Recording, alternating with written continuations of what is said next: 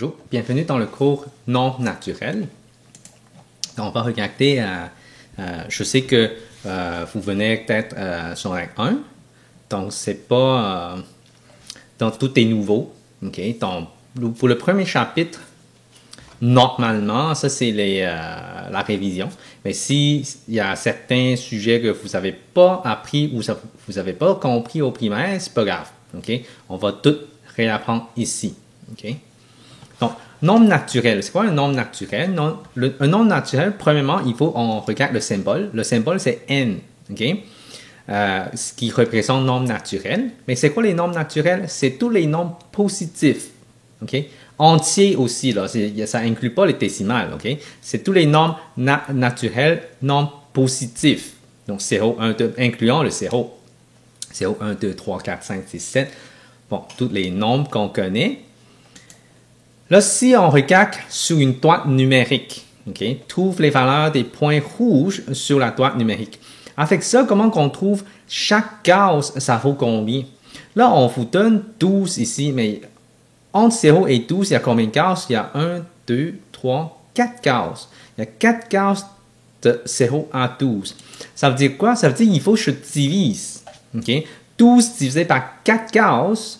Donc, ça veut dire que j'ai 12 divisé par 4, ce qui est égal à 3. Donc, chaque case est égal à 3. OK?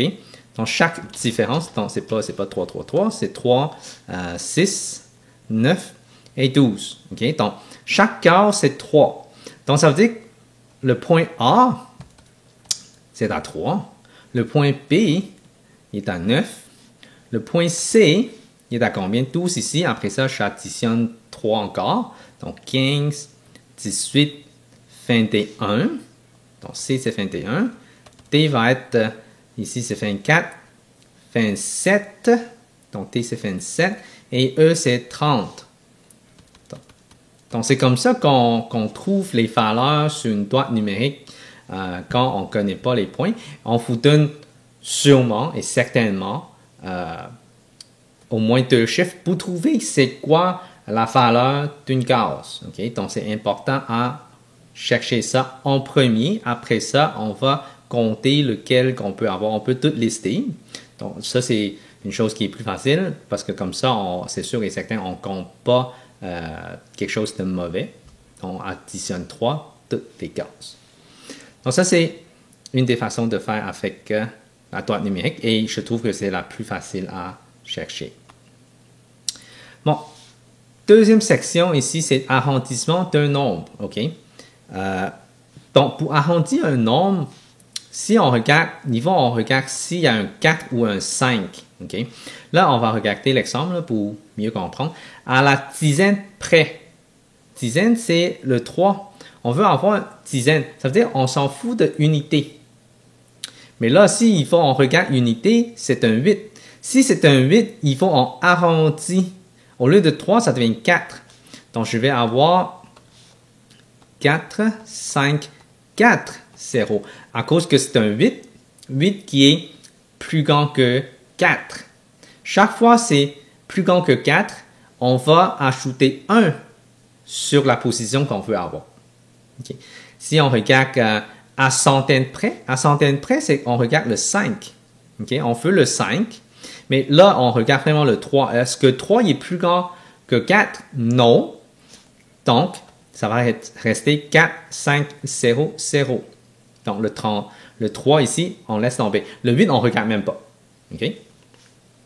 À l'unité de 1000 près, donc on veut avoir le 4 ici. Là, on regarde celui de centaine. C'est un 5. Ah, il est plus grand que 4, fait qu'on va arrondir. On va ajouter 1 sur le prochain, ce qui est 5, 0, 0, 0. Okay? Donc, si on veut avoir unité de 1000, c'est parce qu'on veut ici le 1000, le 5000, okay? Au lieu de 4538. Le 538 parce que ça dépasse plus que moitié, fait qu'on arrondit. Okay? Donc, quand on dit qu'il y a un 5, c'est plus que moitié, donc on arrondit. C'est ça, ça veut dire. Okay? Ça, c'est quasiment pour estimer, là, parce que c'est sûr que la réponse n'est pas exacte, mais on peut estimer quelque chose ici. OK? Bon, le prochain ici, là, vous pouvez arrêter la vidéo puis essayer de les faire et puis comparer la réponse. OK? C'est tout à fait... c'est très bien de faire ça comme ça parce que moi, je dirais que pratiquez-vous et puis corrigez en même temps. Fait qu'on va avoir la réponse tout de suite. Fait qu'on va regarder ça à la dizaine. Fait que je veux avoir cette position-là. Là, il faut que je regarde le 2. Mais 2, il est plus petit que 4. Donc, 1, 2, 7, 5, 0. À la centaine, on veut avoir le 7 ici. Là. Donc, il faut on regarde la position 5. Oh, mais 5 est plus grand que 4. Fait qu'on arrondit 1 pour le 7. Donc, ça donne 1, 2, 8, 0, 0. Et puis, à l'unité de 1000 près, on regarde celui de centaine. Ah, mais c'est un 7, c'est plus grand que 4. Donc, on arrondit 1 pour le 2. Donc, ça devient 1, 3, 0, 0, 0.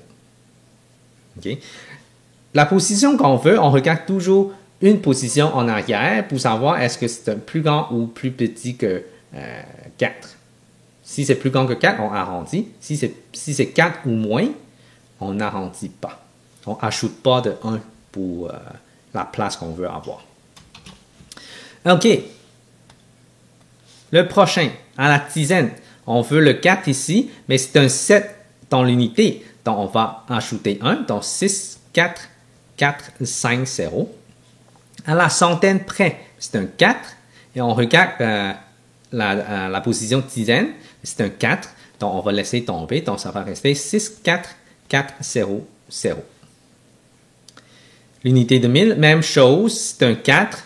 OK? Donc, à la centaine ici, c'est un 4. Donc, on va rester 4 ici. Puis, on laisse tomber le reste. Le dernier ici. À la dizaine près, donc on veut la position dizaine, on regarde l'unité. L'unité, mais c'est un 9. On va arrondir. Si on arrondit 1 là, mais ça devient 10. 10, il faut que je retasse un autre pour ici et je retasse un autre. Parce que quand j'ajoute 1, ça va juste ajouter pour tout le reste, mais ça va rester 136 000.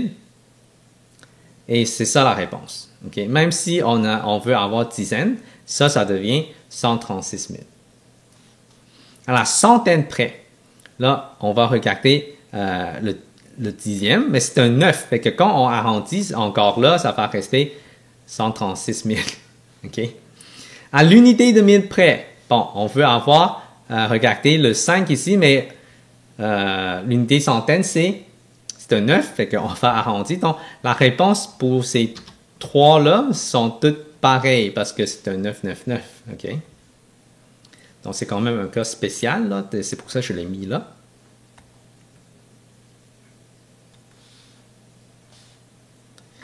Bon, ça, c'est les propriétés.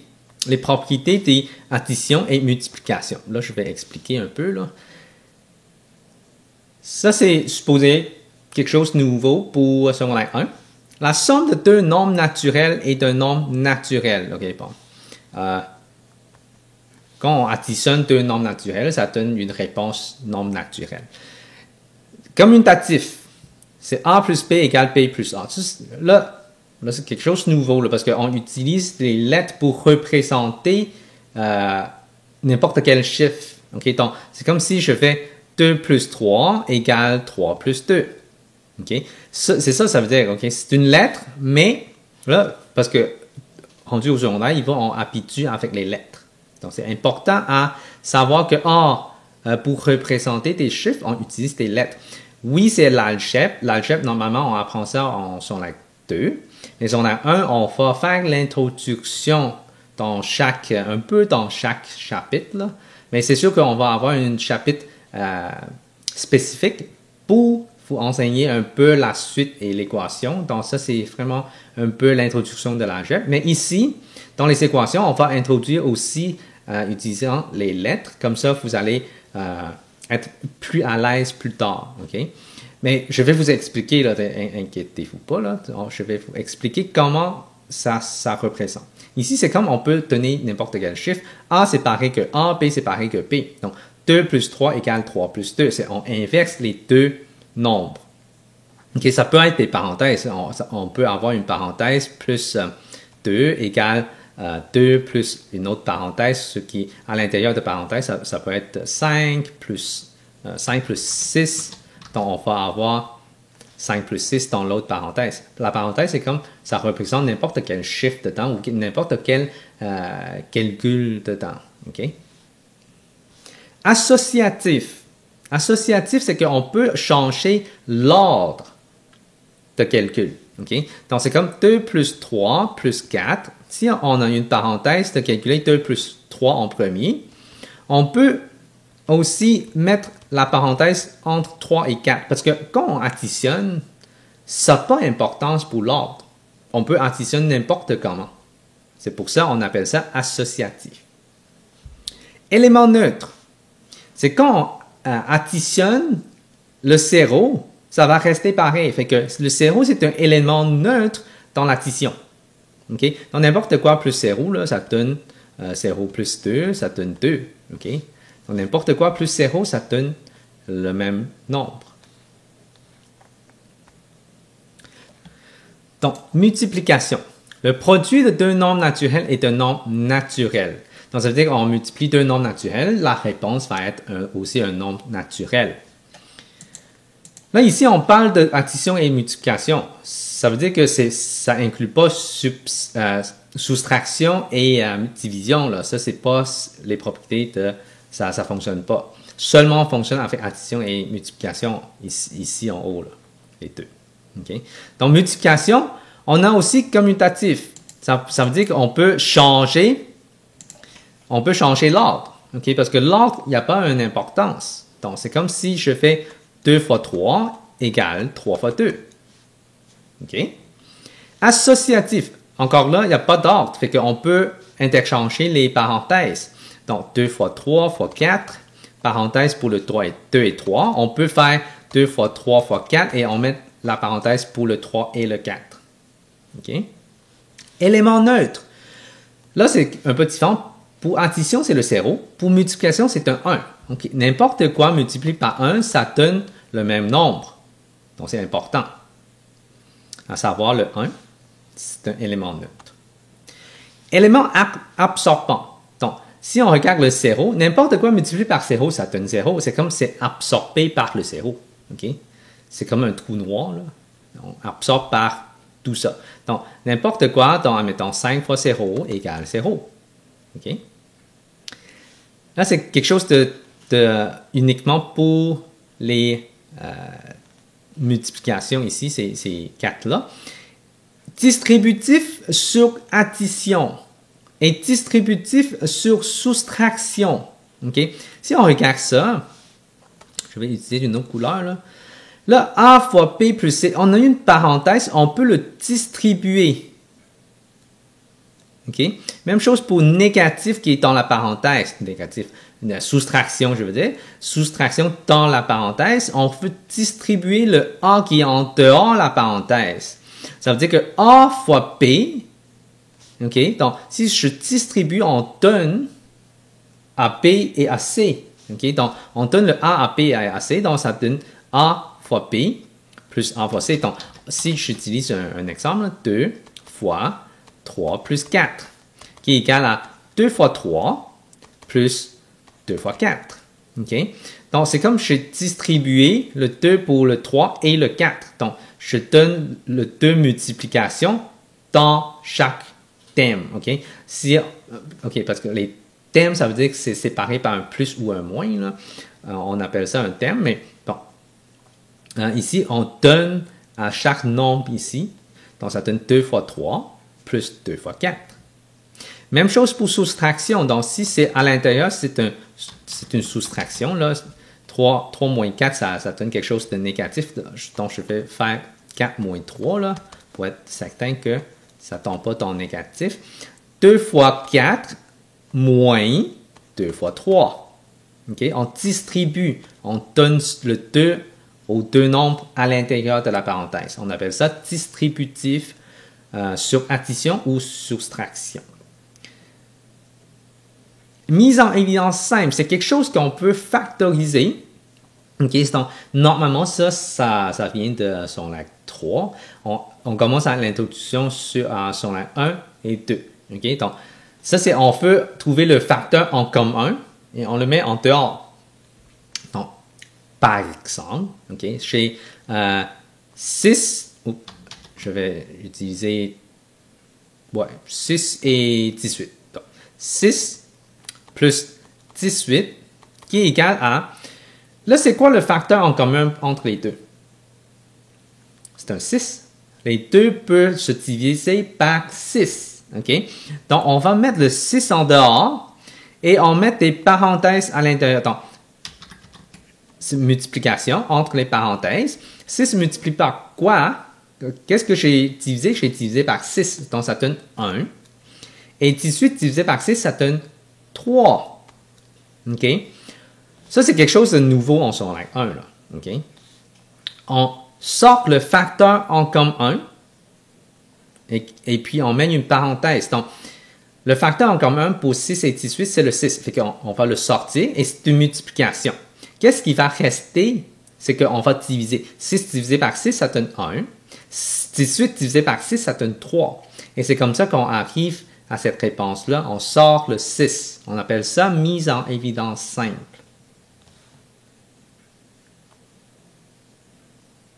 L'exemple ici, soit vous pouvez imprimer les notes pour toutes les propriétés à côté pour que vous pouvez voir c'est quoi les propriétés pour faire l'exercice sur cet exemple-là ou vous pouvez suivre qu'est-ce que je vais faire. OK? Mais je vous encourage d'essayer vous-même. Pour la question A, 25 plus 19 égale 19 plus 25. OK? Ça, c'est quelque chose qu'on interchange les deux places. On appelle ça commutatif. OK? Commutatif. Donc, «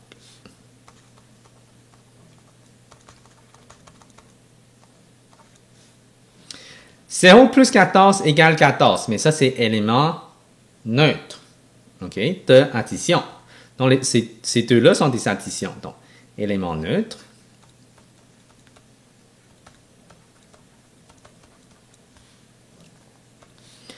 Le prochain, 3 plus 5 plus 6. Et ça devient 3 plus 5 en premier et puis plus 6. Ça, c'est associatif parce que l'ordre de l'addition est changé. «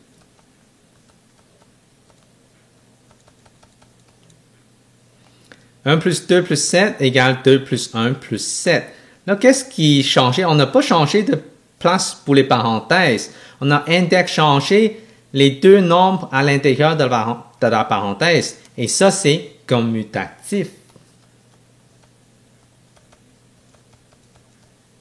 OK? Donc, ça part en rapport avec le plus 7. Question E. 50 plus 2 moins 2 égale 50. Mais 2 moins 2, c'est quoi ça? C'est un 0. Donc, c'est un élément neutre.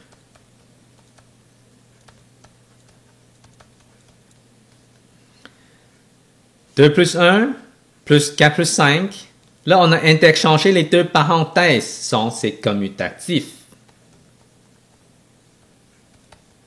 Donc, si on interchange les positions, c'est commutatif. Si on change les positions des parenthèses, c'est associatif. Et si c'est plus 0, c'est un élément neutre. Ça, c'est pour addition. Donc, c'est pas si compliqué que ça. Donc, ici, on regarde. Là, si on a changé l'ordre des parenthèses, bon, c'est associatif.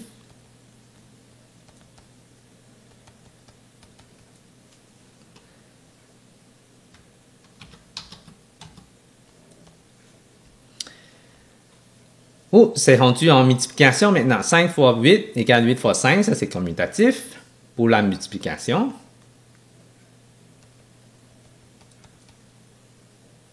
« 0 fois 4, oh, ça c'est égal 4 fois 0. Et ce qui est égal à 0, c'est élément absorbant, ça. «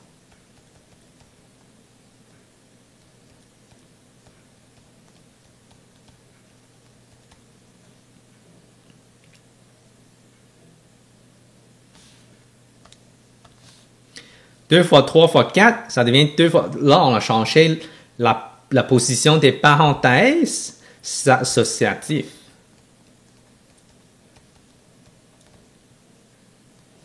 1 fois 2 fois 7, encore là, fois 7, ça n'a pas d'importance. On a changé la position de 1 et 2, donc c'est commutatif.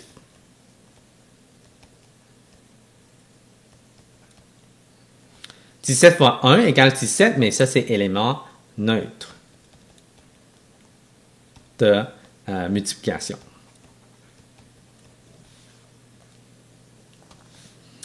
2 fois 3 plus 4, ah, ça devient 6 plus 8. Donc, ça veut dire que j'ai distribué sur l'addition. Donc, c'est distributif sur l'addition.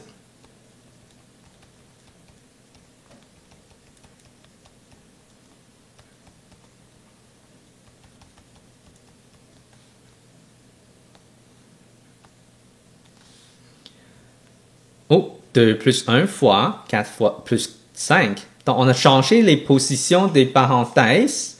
Pas vraiment les parenthèses, c'est vraiment les nombres dans ça. On a switché les deux parenthèses comme ça. Donc, on a changé de place. Ça veut dire que c'est commutatif. «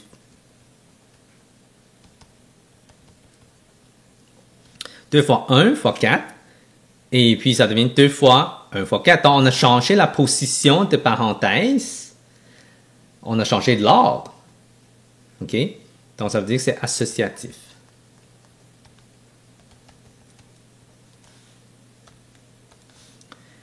2 fois 3 plus 0, ça devient 3 plus 0 fois 2. Donc, on a changé de place. Donc, c'est commutatif. 2 fois 3 fois 4 fois 5, donc la parenthèse est là. Ça devient 2 autres parenthèses. Donc, ça veut dire qu'on a changé de l'ordre de calcul. Donc, c'est associatif.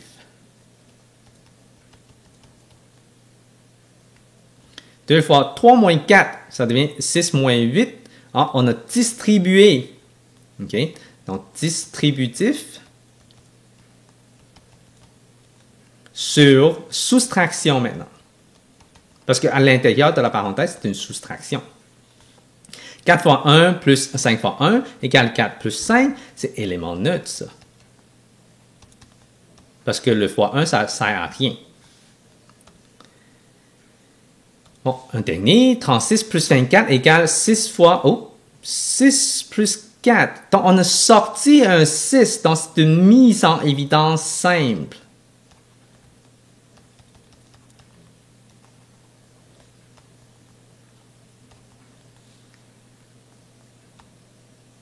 Et voilà. Le reste ici, on va regarder le prochain exemple. Trouve le plus grand facteur commun et utilise la mise en évidence simple. Donc, on va pratiquer un petit peu plus là, parce que c'est quand même assez nouveau. Donc, 25 et 45, qu'est-ce qui est pareil dedans? Mais il y a un 5 qui est pareil. Donc, on peut sortir un 5. Et qu'est-ce qui va rester? 25 divisé par 5, ça donne 5. OK. Et puis, c'est un plus. 45 divisé par 5, ça donne 9. Okay. Là, on connaît la table de multiplication. C'est quand même assez important. Okay. Si vous ne connaissez pas, moi, je dirais quand même, essayez de pratiquer avec les devoirs et les exercices sans la table de multiplication. Okay. Si vous avez vraiment besoin au début, là, mais regardez la réponse, comment multiplier. Mais il faut vraiment absolument apprendre ça par cœur. Okay. Ça, c'est hyper important. Là, 90 et 105. Là, je peux en effet sortir un 15. OK. 90 divisé par 15. Là, vous pouvez faire ça soit avec calculatrice ou avec une division normale là, à main. OK. 90 divisé par 15, ça donne 6. OK. Et 105 ici, ça donne 7. Donc, vous pouvez voir, 15 fois 6, ça donne 90. Et 15 fois 7, ça donne 105. Comment je peux savoir le 15? Là, on va regarder les PPCM et PGCT là, dans la section de ce module-là. C'est à la fin. Donc, une fois que vous avez compris, on va utiliser la même technique pour trouver le facteur commun. OK? Pour l'instant, c'est juste regarder comment sortir, qu'est-ce qu'il faut sortir et qu'est-ce qui va rester, qu'est-ce qu'il faut faire. OK? Donc, c'est plus ça à ce point-là, mais on va vraiment travailler ça sur PPCM et PGCT. 40, 56, 32, qu'est-ce qu'on peut sortir? On peut sortir un 2 ou on peut sortir un 4. Je vais sortir un 4. Je pense que ça, c'est le plus grand, 4. Donc ici, ça va nous donner 10, à cause que 40 divisé par 4, ça donne 10. 56 divisé par 4, ça donne 14. Là, je vais vous montrer comment faire la division comme mentalement. Là. 32 divisé par 4, ça donne 8. OK? Donc, c'est ça comment on va faire la mise en évidence simple. Là, je vais vous montrer comment faire la division mentalement dans la session PPCM et PGCT. OK? Notation exponentielle. OK? Là, c'est A à la n égale A fois A fois A fois A fois n fois. OK? A, on appelle ça la base. N, c'est exposant. Et A à la n, la réponse, on appelle ça puissance. Donc, si j'ai 2 à la 3, en effet, ça, c'est égal à 8. 2 à la 3, c'est 2 fois 2 fois 2. OK? Donc, 2, on appelle ça la base. 3, on appelle ça exposant. 8, on appelle ça puissance. OK? C'est important à savoir les termes. Il y a deux choses qu'il faut faire attention. A à la 1 égale A. Donc, ça veut dire 2 à la 1 égale 2. 3 à la 1 égale 3. N'importe quoi à la 1 égale lui-même. Là, on peut à la 0. N'importe quoi à la 0 égale 1.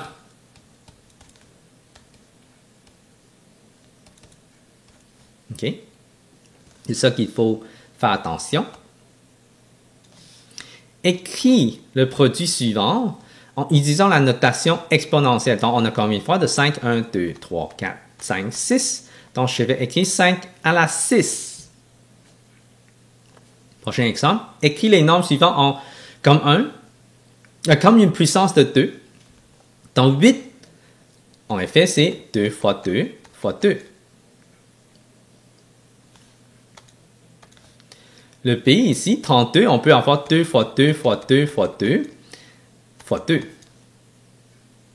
OK, donc vous pouvez essayer de multiplier pour voir c'est quand ça donne 32 en effet.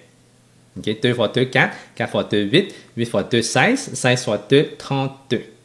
OK, là, 128. Encore là, on va continuer. C'est sûr que c'est plus que 5 fois, parce qu'on est rendu à 32. Fois 2 encore, ça donne 64.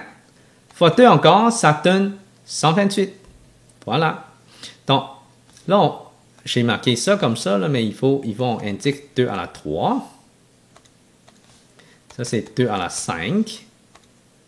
Et ici, j'ai combien de 2? 1, 2, 3, 4, 5, 6, 7. Donc, égal à 2 à la 7. Donc, le dernier, 225, mais en effet, c'est le double de 128. Donc, j'ai 2 à la 8. Donc, j'ai juste un 2 de plus. Donc, c'est comme ça qu'on représente avec une puissance de 2.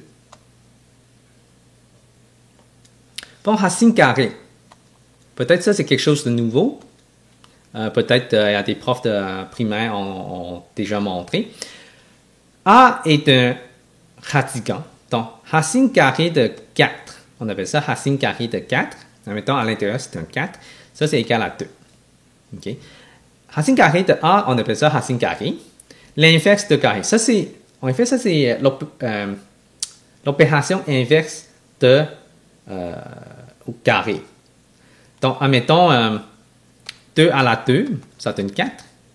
Mais si je fais racine carrée de 4, ça va me donner 2. Donc, si j'ai racine carrée de 9, ça va me donner 3 parce que 3 à la 2, ça donne 9. Donc, ça, c'est comme l'inverse de qu'est-ce qu'on veut faire au carré. Donc, encore là, racine carrée de 25, ça donne quel chiffre multiplie lui-même, ça donne 25, mais c'est 5. 5 fois 5, ça donne 25, donc ça, c'est 5. OK?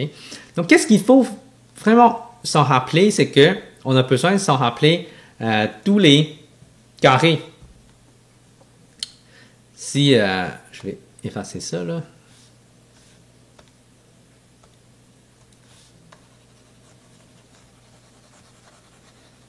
Je vais juste mettre ça comme ça.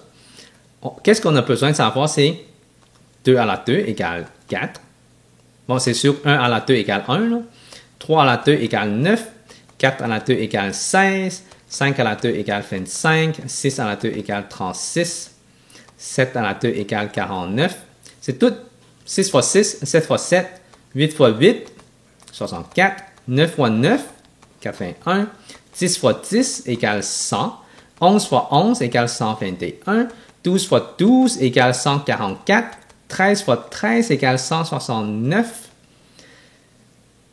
Normalement, on se sent jusqu'au 15. Et puis, plus le 25. OK, je vais vous montrer. 14 à la 2, ce qui est égal à 196.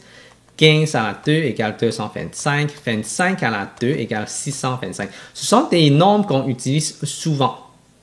OK? Il y a des gens au secondaire 1, on apprend ça par cœur, mais rendu plus tard, là, ça devient quelque chose qu'on connaît déjà. Okay? C'est comme 1 plus 1. Okay? C'est quelque chose qu'il faut en pratique et essayer de s'en rappeler. Comme ça va nous aider à faire des maths. Okay? C'est sûr qu'en mathématiques, il y a quand même du par cœur. C'est juste que, à force de pratiquer, ça a l'air que c'est pas par cœur, mais en effet, c'est du par cœur, parce qu'on travaille tellement souvent que ça a resté dans la mémoire. Trouve les racines carrées suivantes. Racine carrée de 144, on a 12. Okay, parce que 12 à la 2 égale 144. 49, c'est le 7. 0, c'est 0. 1, c'est 1. Okay.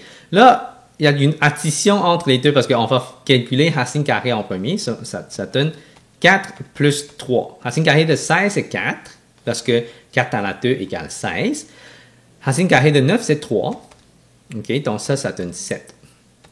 Là, je vous montre quelque chose de différent parce qu'à l'intérieur d'un niveau, on calcule l'addition à l'intérieur en premier avant de faire la racine carrée. Donc ça, c'est racine carrée de 25, ce qui est égal à 5.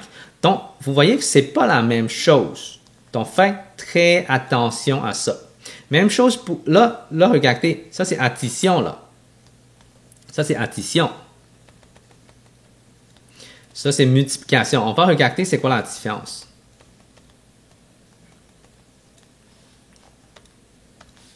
« 16, ça donne 4 fois 3, ce qui est 12. Le 16 fois 9, ça donne quoi? Racine carrée de 144. 16 fois 9, ça donne 144. Racine carrée de 144, c'est 12, hein? Donc, on a la même réponse. Donc, ça veut dire que si c'est une multiplication, on peut le séparer ou on peut le multiplier avant. On peut faire racine carrée en premier ou multiplication en premier.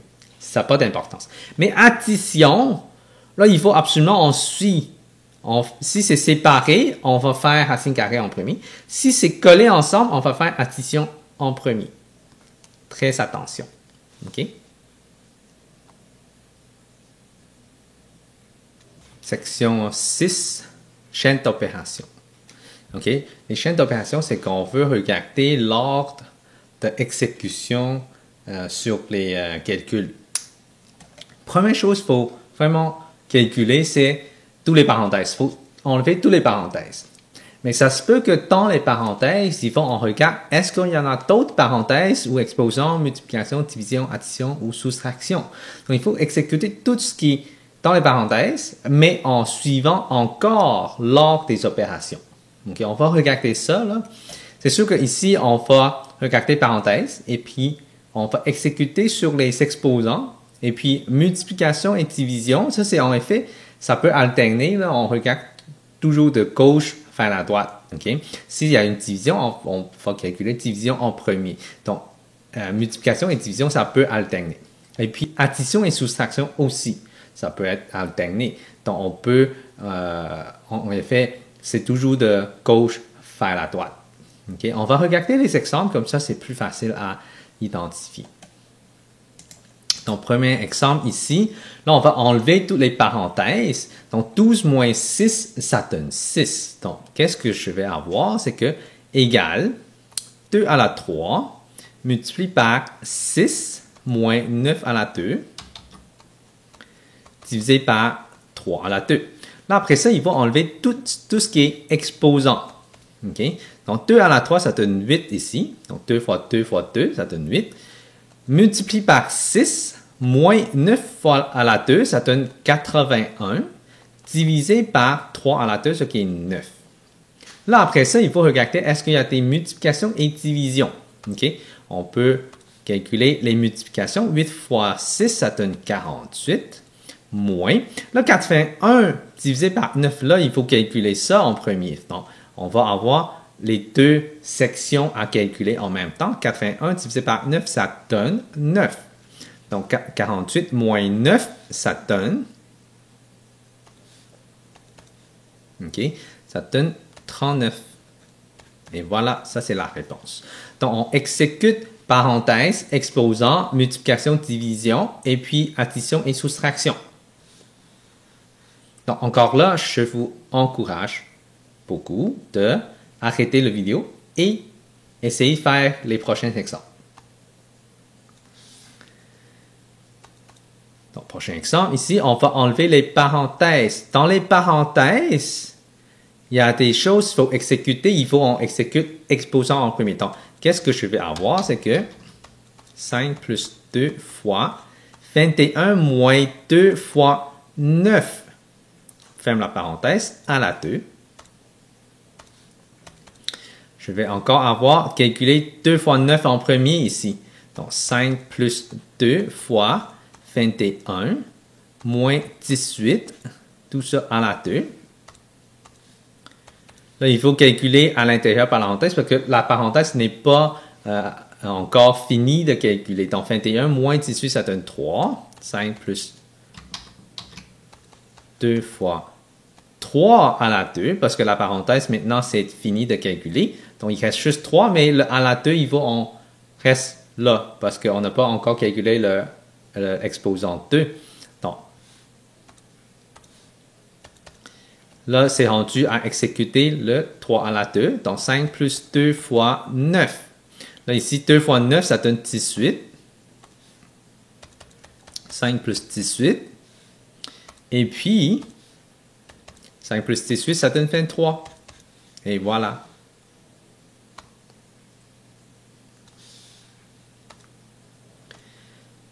Bon, ici, si on regarde, là, il y a une parenthèse ici, 3 plus 2. Il y a aussi 5 à la 2 et 3 à la 3 qu'on peut calculer à l'intérieur des parenthèses. Donc, on va regarder ça. Oh, je vais utiliser rouge. Donc, crochet. Donc, si on a deux parenthèses, on va changer en crochet des parenthèses plus carrées. On appelle ça des crochets. Donc, 2 plus, à l'intérieur parenthèse, ici, 5 à la 2, ça donne 25. Et puis, 3 à la 3, donc ça veut dire que 3 fois 3 fois 3, donc ça donne 27.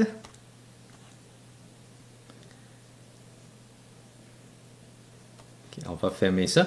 En effet, ici, je devrais échanger ça, là, parce que on n'est pas encore rendu à faire de négatif. Donc, on va échanger les deux. Donc, ici, à l'intérieur, je vais faire 3 à la 3 moins 5 à la 2 en place. Okay? Donc, 3 à la 3, pardon, ça donne 27. Moins 5 à la 2, ce qui est 25. Et puis, en dehors, c'est fois 2 fois 3 plus 2, ça donne 5. Donc, j'ai 5, ce qui est 5 à la 2. Okay? Le à la 2 ici, là, ça reste là. Bon, après ça, je calcule la parenthèse. Okay? Donc, ça donne 2 plus 27 moins 25, ça donne 2. Et puis, 2 plus 2, ça donne 4. Donc, j'ai 4 fois 2 fois 5 à la 2. Mais 5 à la 2, on peut le calculer là maintenant. Ça donne 25. Et puis, on peut tout multiplier. 4 fois 2, ça donne 8. 8 fois 25. Là, c'est un peu... là, Là, on peut utiliser les propriétés, en effet, pour calculer ça plus facilement. 8 fois 25, ça donne quelque chose de difficile à calculer. Mais 4 fois 25, c'est plus facile. 4 fois 25, ça donne 100. 100 fois 2, ça donne 200. Donc, si on change de place, ça se pourrait qu'on peut trouver des nombres plus faciles à calculer. Donc, on n'a pas besoin d'utiliser calculatrice et on peut calculer ça mentalement beaucoup plus rapidement. OK? Bon, prochain exemple, exemple 6T. On a les chaînes d'opération ici qu'il faut qu'on regarde. Donc, on peut commencer par les parenthèses. Ici, chez les crochets, ça c'est les parenthèses qui sont en dehors. Donc, à l'intérieur, on a ça ici et on a ça ici. Donc, on a besoin de commencer à travailler. À l'intérieur, on n'a plus de parenthèses. Donc, on va regarder à l'intérieur de la parenthèse, est-ce qu'il y a des exposants? Oui, on a 2 à la 3. Donc, on va avoir quelque chose comme ça. 1 plus 8. Donc, 2 à la 3, c'est égal à 8 fois 3. Divisé, crochet, 25, divisé. 8 moins 4 à la 0, ça donne 1. OK? N'importe quoi à la 0, ça donne 1. Multiplie par 3. Ferme les crochets. Là, après ça, on travaille sur les multiplications à l'intérieur de la parenthèse. Donc, j'ai 1 plus 8 fois 3, fait 4. Divisé, 25, divisé. OK? 8. Donc, 1 fois 3, ça donne 3. Donc, moins 3. Ferme les crochets. Prochaine chose qu'il faut faire, c'est addition et soustraction à l'intérieur de la parenthèse. Donc, j'ai 25 divisé par crochet, 25 divisé par 5. OK? Là, je vais travailler sur les crochets. OK? Donc, j'ai 25 divisé par 5, ça donne 5. Encore là, 25 divisé par 5, ça donne 5. Donc, égal à 5. Donc, j'ai la réponse comme ça. Donc, il faut vraiment travailler une étape à la fois. Donc, on commence par parenthèse, exponentielle, multiplication, division, et puis addition et soustraction. Donc, n'oublie pas l'ordre. La prochaine section ici, c'est caractère de divisibilité. Donc, les notes ici, c'est pour savoir est-ce qu'on a, qu'est-ce qu'on peut diviser par. Donc, ça, ce sont des nombres qui sont, on a des indices pour savoir est-ce qu'on peut diviser par ces nombres-là. OK? On va commencer par regarder le 2. C'est un nombre pair. Donc, chaque nombre pair est capable de diviser par 2. Et puis, la somme de tous les chiffres ensemble d'un nombre est divisée par 3. Donc, on va faire l'exemple ensemble pour qu'on puisse regarder chaque détail. Parce que si je lis ça comme ça, c'est un peu plate puis c'est difficile à comprendre. Donc, si je commence par exemple 7a, OK, 234, est-ce que c'est un nombre pair? Oui. OK? Ça termine par 2, 4, 6, 8 ou 0. Sont tous des nombres pairs. Donc, sont tous divisés par 2. Donc, ça, c'est... si c'est divisé par 2, on va mettre un croix, un X. OK? Donc, ça. 456, c'est un nombre pair. 900, c'est un nombre pair. 1350, c'est un nombre pair. 1832, c'est pair. Ici, c'est pas pair. Donc, je ne mets pas un X. 3470, oui, c'est un nombre pair. Donc, encore là, je vous suggère de vraiment arrêter la vidéo. Si j'ai commencé comme les 2-3 premiers, vous pouvez arrêter puis essayer le reste. OK? Donc, divisé par 3, c'est la somme de ces chiffres. OK? Donc, si je regarde 234, OK? 2 plus 3 plus 4, ça donne quoi? Ça donne 5 plus 4, ça donne 9. Est-ce que 9, c'est divisible par 3? Ah oui, 9, c'est divisible par 3. Donc, ça, c'est divisible par 3. C'est tout simple que ça. OK? 456, donc 4 plus 5 plus 6, ça donne 15. Est-ce que 15 est divisible par 3? Oui. Donc, ça, c'est aussi divisible par 3. 900, donc 9 plus 0 plus 0, ça donne 9. Oui, c'est divisible par 3. 1 plus 3 plus 5 plus 0. Donc, j'ai 4 plus 5, ça donne 9. 9 plus 0, ça donne 9. 9, c'est aussi divisible par 3. Donc, c'est un multiple de 3, donc c'est divisible par 3. OK? Si je vois que c'est un multiple de 3, là, c'est divisible par 3. OK? 1 plus 8 plus 3 plus 2.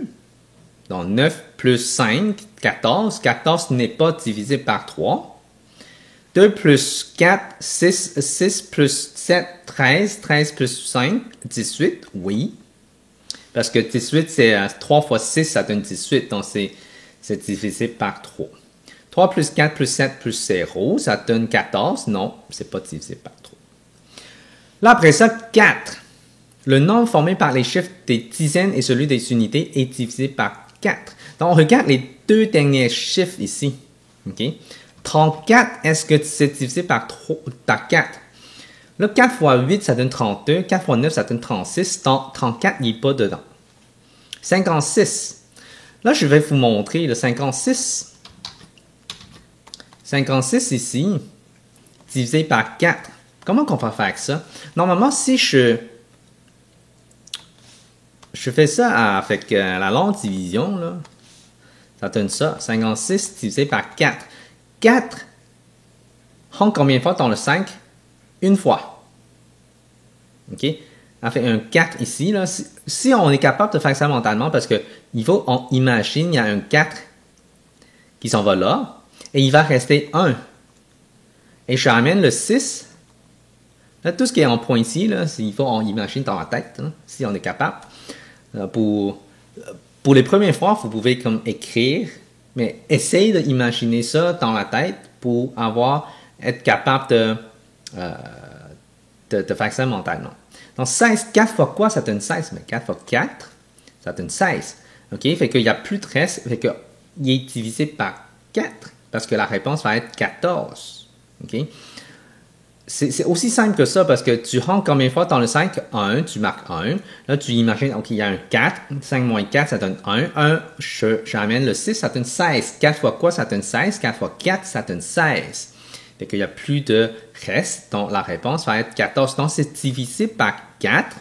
Donc, on va utiliser une autre couleur, là, juste pour être sûr. Non, bon, c'est bon pour le 4. Donc, 0, 0, est-ce que c'est divisé par 4? Oui. 5, 0. 50, je pense pas. Ben, on peut essayer. Hein? 50 divisé par 4, ça rend combien de fois dans le 5? 1. Il reste 1 avec le 0, ça donne 10. 4 fois quoi, ça donne 10?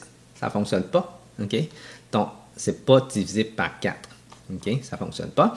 32, oui. 4 fois 8, ça donne 32. Bon. 75. 75, si je regarde 75 divisé par 4, 4 rentre une fois dans le 7, donc il reste 3, parce que 7 fois moins 4, ça donne 3.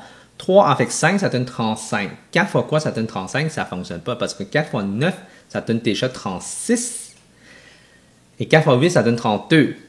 Donc, ça ne fonctionne pas avec 35. Donc, ça ne fonctionne pas. 70. Si c'est 70, divisé par 4, 4 rentre combien de fois dans le 7? Une fois. Donc, il va rester 3. 3 avec le 0, c'est 30. 30, ça ne fonctionne pas avec le 4. Le 4 fois 7, ça donne 28. 4 fois 8, ça donne 32. OK? C'est pour ça que ça ne fonctionne pas parce que c'est un 4, imagine, puis il reste 30. 4 fois quoi, ça donne 30? Ça n'existe pas. OK? Donc, ça ne fonctionne pas. 5. 5, tout ce qui termine par 0 ou 5. OK?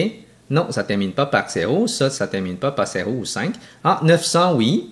50 ici, oui. 75, 70. Tout ça, ça termine par un 0 ou 5.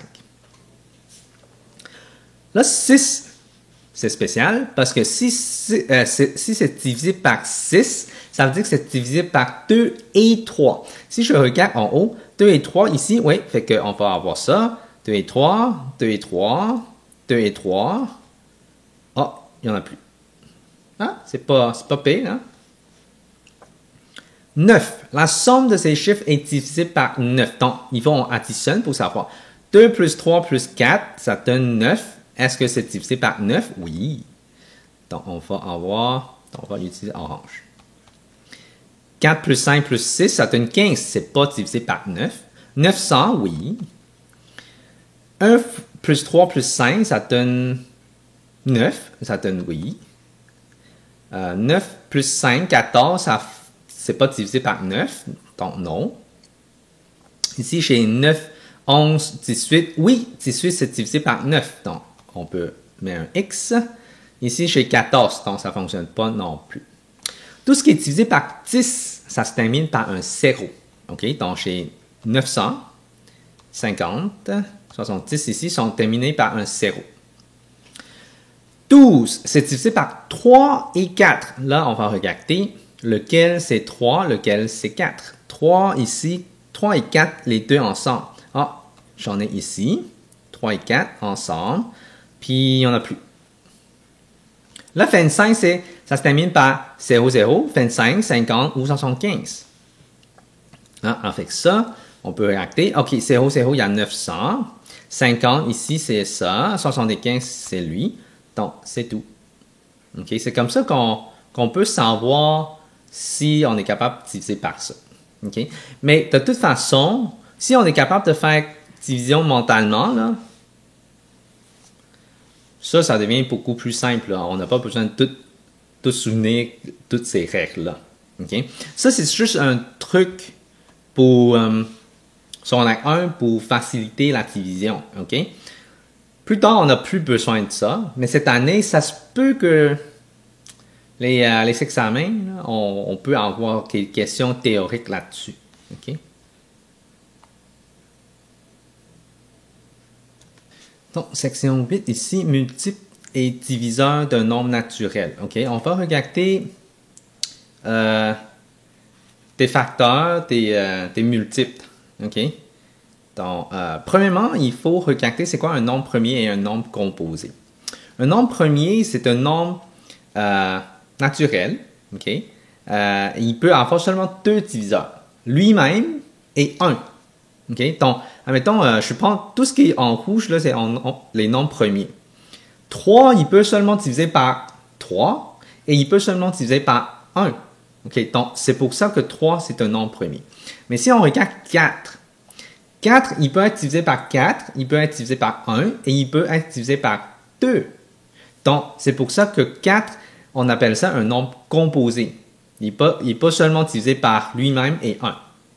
Mais si on regarde qu'est-ce qui est spécial, c'est 1. 1, il peut avoir seulement lui-même. Puis lui-même, c'est 1. Donc, c'est pour ça que ce n'est pas un nombre premier. Okay? 1, c'est un spécial. Okay?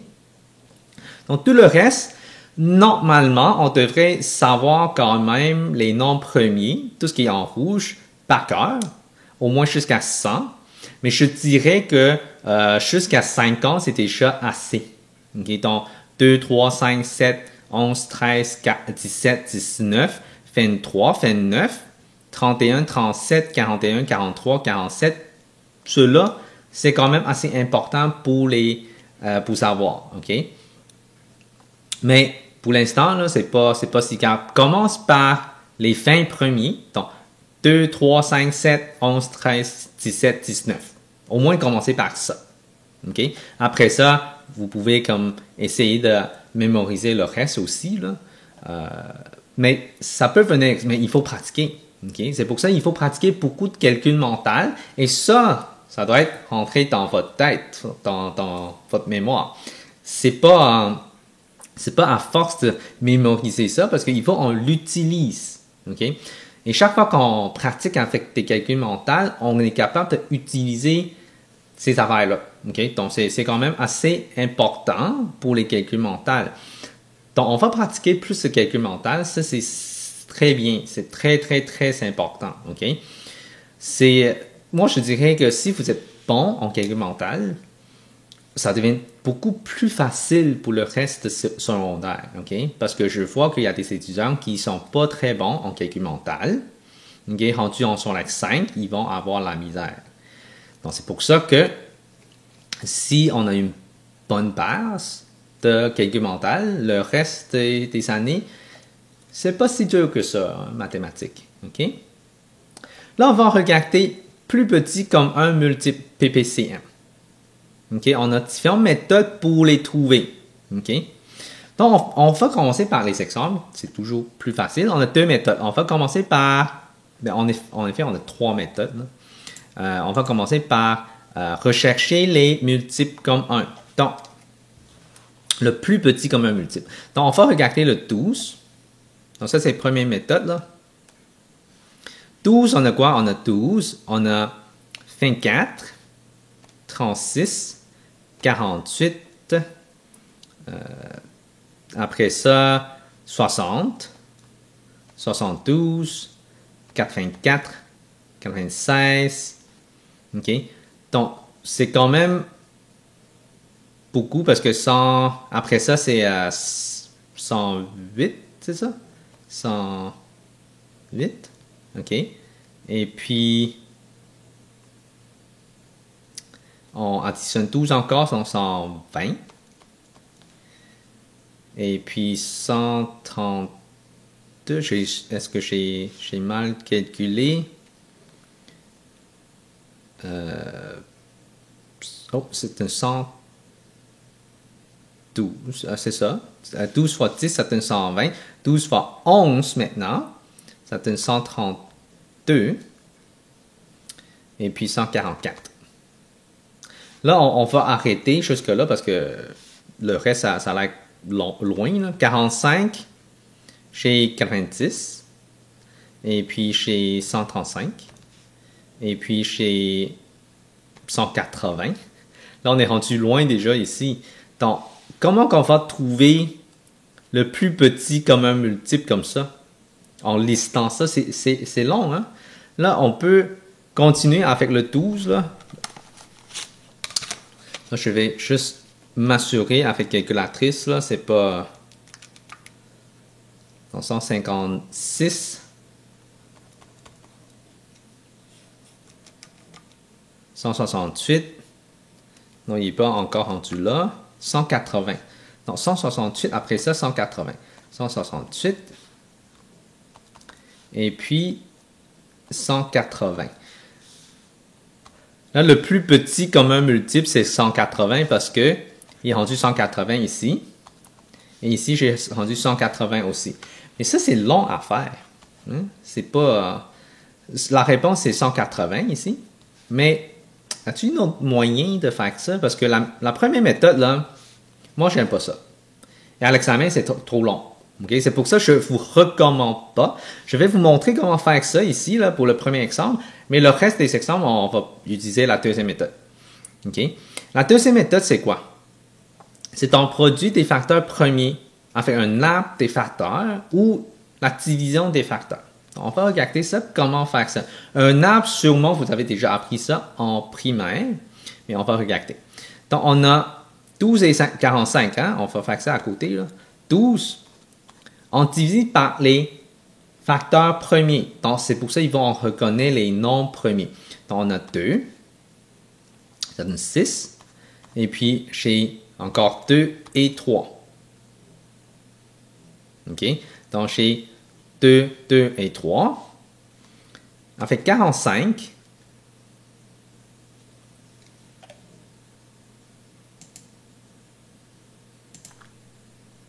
Donc, si on regarde 45 ici, on va avoir quelque chose.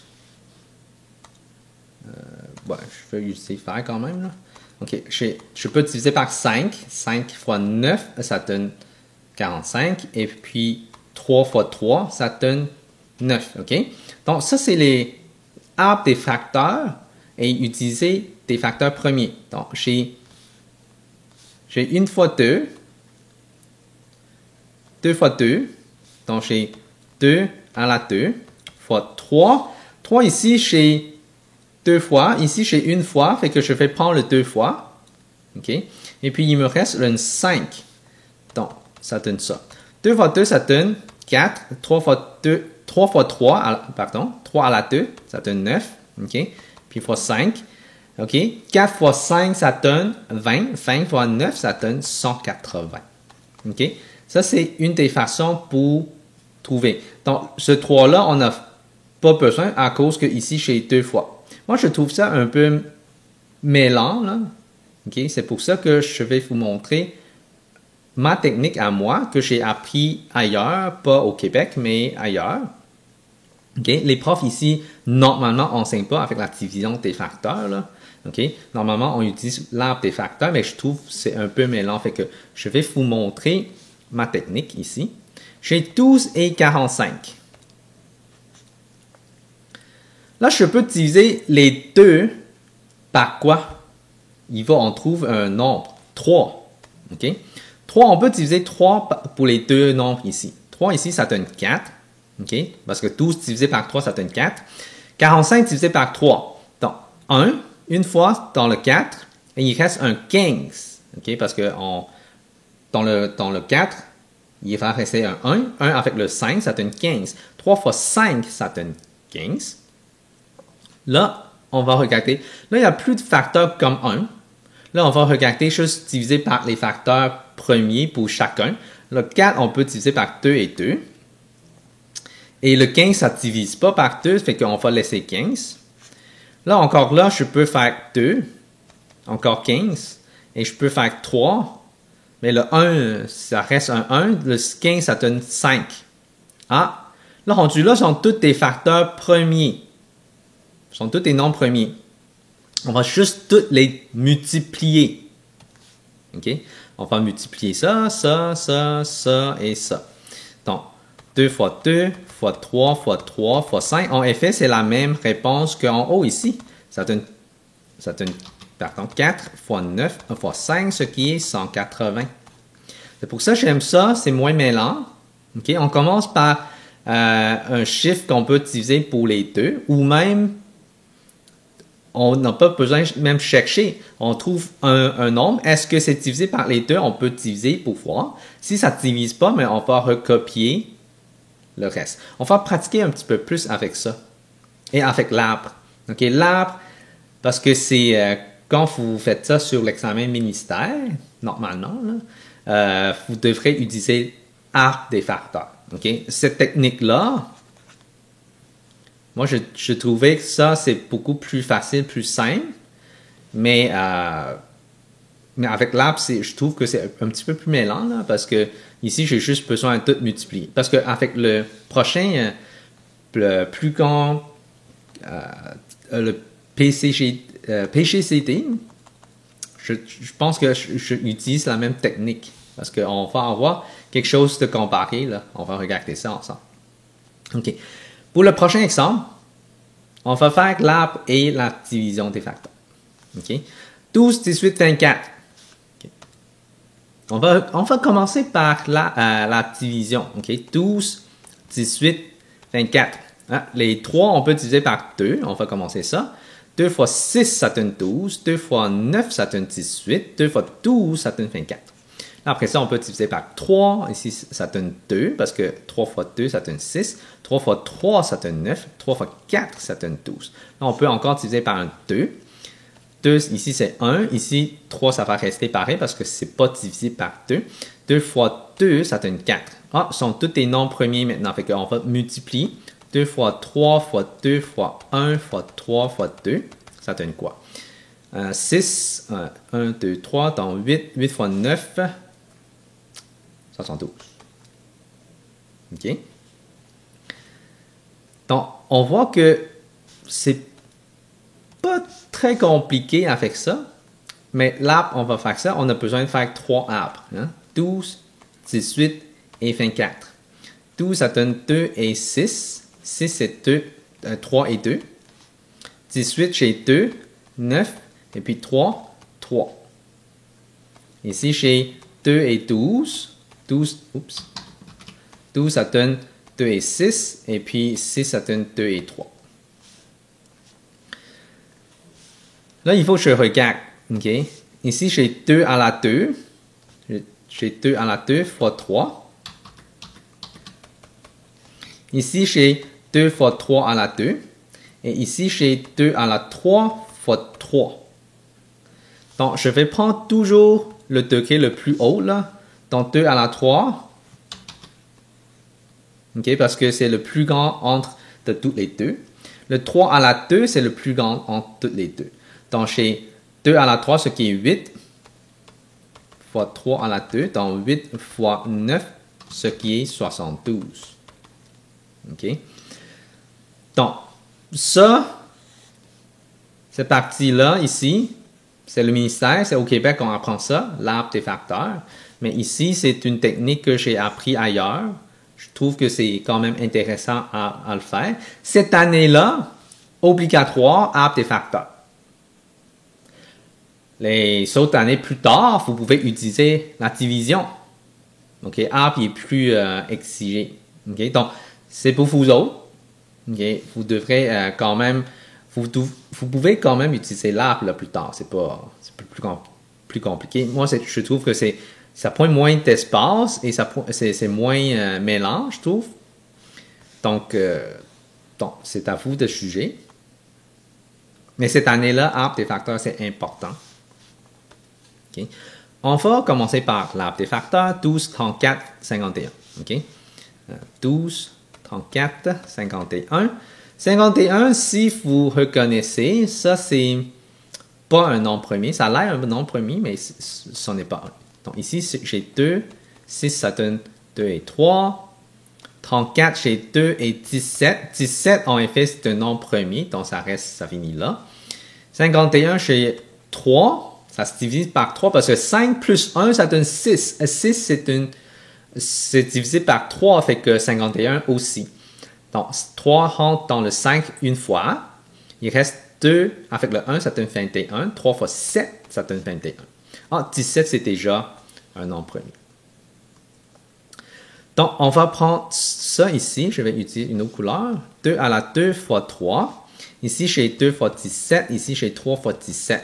Le plus haut de toutes les 2, ici, c'est 2 à la 2. Mais il y a un 3. Il y a un 17. Donc, 2 à la 2 fois 3 fois 17. OK? 4 fois 3, ça donne 12. Là, est-ce qu'il y a une façon plus simple à calculer ça? Donc, 4 fois 3, ça donne 12 fois 17. Comment qu'on va calculer ça, 12 fois 17, mentalement? Là, on peut faire 12 fois 10, parce que 17, on peut le séparer comme 10 plus 7. Okay? 12 fois 10, c'est facile, ça donne 120. Plus, parce que 10 plus 7, c'est un plus. Donc, on va avoir un plus. Donc, 12 fois 7, ça donne quoi? 84. OK, ça c'est la table de multiplication. Là. Donc, 120 plus 84. Donc, 120 plus 80, ça donne 200. 200 plus 4, ça donne 204. C'est comme ça qu'on fait des calculs mentaux. On essaie de chercher une façon plus simple à calculer. OK? Donc, si vous avez la misère pour l'instant, essayez de faire ça avec, comme ça, là, 12 fois 17. Et vous allez voir que ça donne 120. Et puis 84. Et ça va vous donner 204. OK? Donc, ça, c'est le PPCM. Là, avec la division, 12, 34, 51, on peut essayer de diviser par 2. Ici, ça donne 6, ça donne 17. Ici, ça ne divise pas. On peut diviser par 3, hein? Ça donne 2. Et ça ne divise pas. 17, c'est déjà un nombre premier. 51 divisé par 3, ça donne 17. Encore là, on peut avoir divisé par 17. Ici, ça donne 2. Ça donne 1 et 1.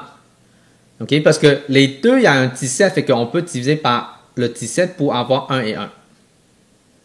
OK? Donc, ça, c'est important à savoir. C'est pas que parce qu'il est rendu chacun, il y a un nombre premier. On peut encore diviser par un 17 pour avoir des 1. OK? Le mieux, là, c'est toujours avoir tous les 1 à la fin. Ça devient beaucoup plus simple. Cassez pas la tête, là, parce que comme ça, on a juste besoin de multiplier tous les chiffres à côté. OK?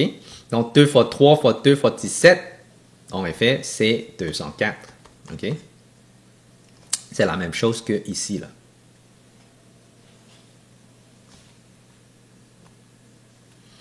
Donc, on va faire un dernier PPCM, 24 et 32. Là, on va seulement utiliser la division. OK? Non, on va faire l'arbre quand même, parce que c'est quand même important pour cette année. Là. 24 Ça donne 2 et 12, et puis 2 et 6, et puis 2 et 3. Donc ici, c'est 2 à la 3 fois 3. 32. J'ai 2 et 16. J'ai 2 et 8.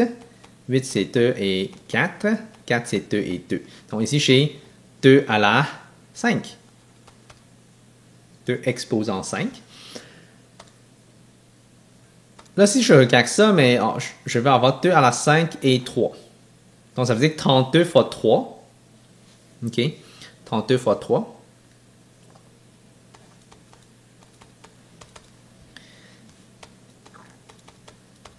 Ça donne combien? Là, 32 fois 3, on peut faire ça mentalement. C'est comme si c'est 30 plus 2. Ça donne 32. Donc, 30 fois 3, ça donne quoi? 30 fois 3, c'est 90.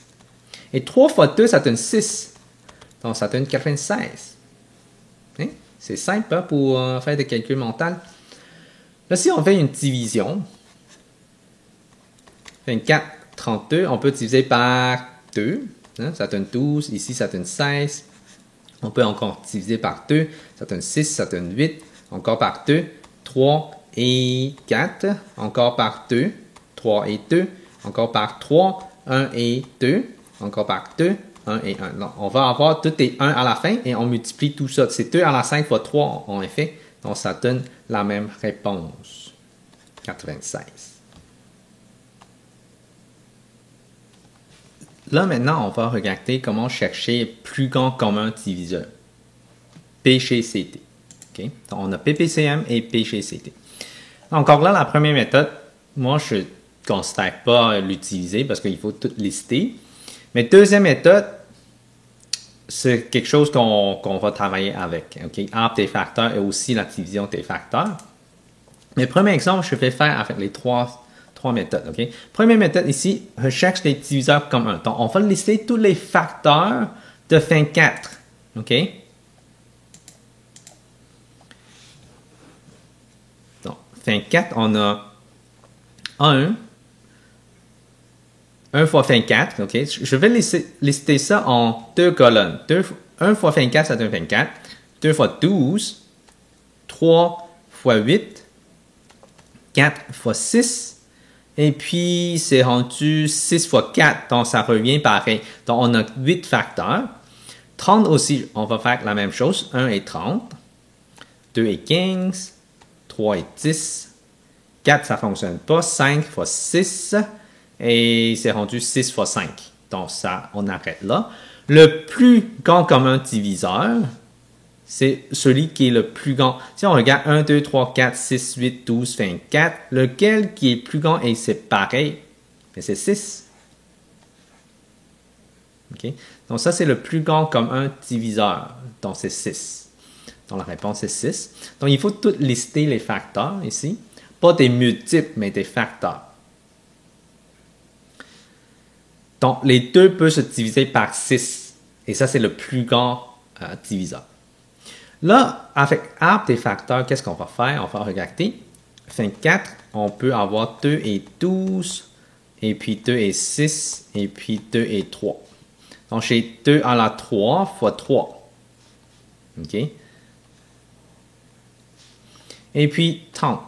30, j'ai 2 et 15, 3 et 5, et puis, oh, c'est déjà là. Donc, j'ai 2 fois 3 fois 5. Là, il faut qu'on cherche les choses qui sont en commun. Là, je ne veux pas encercler. Là.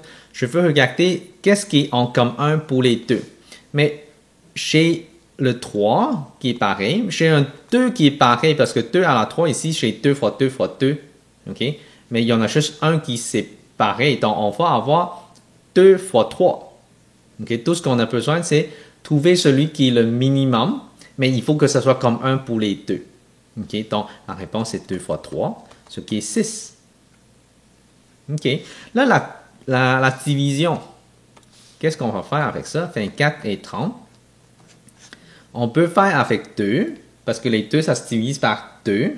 Là, il faut, maintenant, c'est plus comme PPCM. Le chiffre qu'on va chercher, il faut que ça soit divisible pour les deux.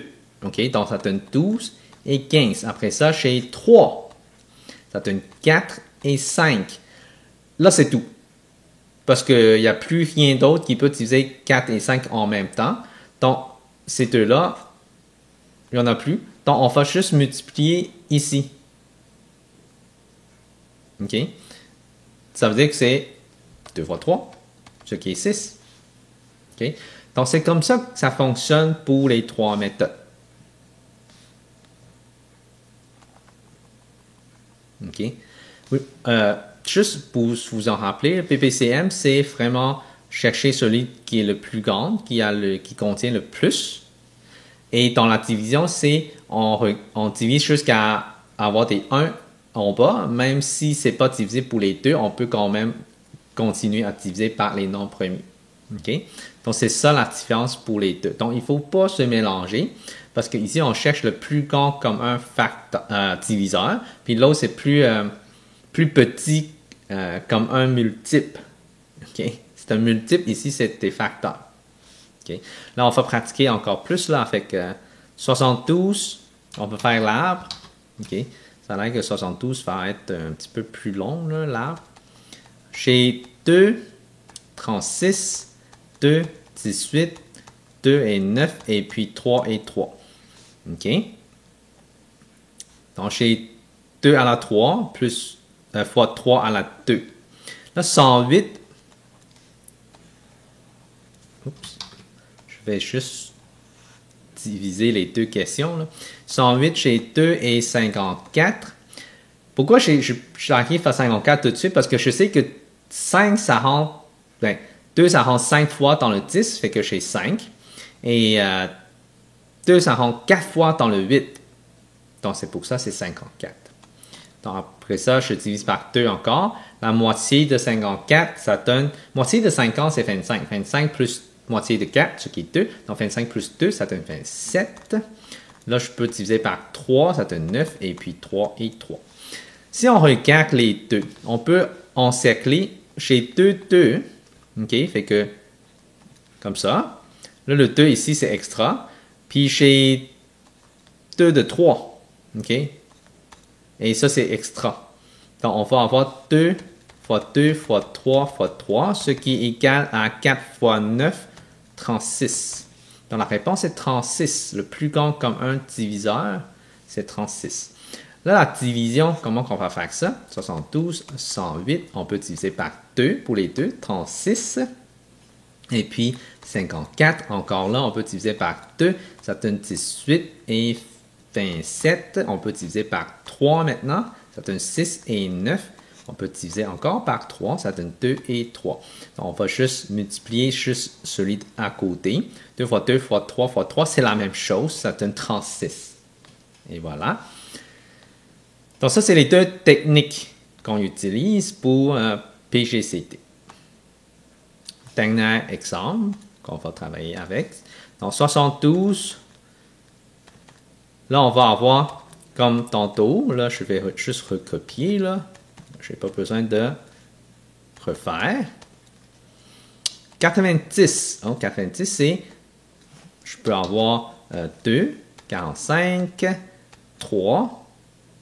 Ça donne 1, ça rentre une fois dans le 4, et puis 15, ça donne 15. Et puis, j'ai encore 3 et 5. Donc, 225, je peux avoir 5. Ça rentre 4 fois dans le 22, donc 4. Puis, il reste 2, 2 avec 5, ça donne 25, donc c'est 45. Encore là, 3, 15. Et puis, 3, 5. Là, c'est quoi qui est commun pour les 3? Le 2, ça n'existe pas ici. J'ai juste un 3, un 3, un 3. On a-tu un autre 3? Oui, on a un autre 3 pour les 3. Donc, en effet, c'est juste 3 fois 3, ce qui est 9. Okay? Il y a plus 5 dans le premier, donc c'est ça le 9. Donc, avec la division, je peux avoir 72, 90, 225. Les 3, ça se divise par 3 peut-être. 225, si on additionne 2 plus 2 plus 5, ça donne 9. Oui, c'est divisé par 3. Donc, on peut commencer. Ça, c'est divisé par 3, ça rend combien de fois dans le 7? 2 fois. Donc, il reste 12, ça rend 4 fois. Ben, ça, c'est 30. OK, parce que 3 fois 3, ça donne 9, là, 90. Et puis, 225, comment on divise? Ça rend combien de fois dans le 22? En effet, c'est 7 fois. OK, ça donne 27. Donc, 7 fois.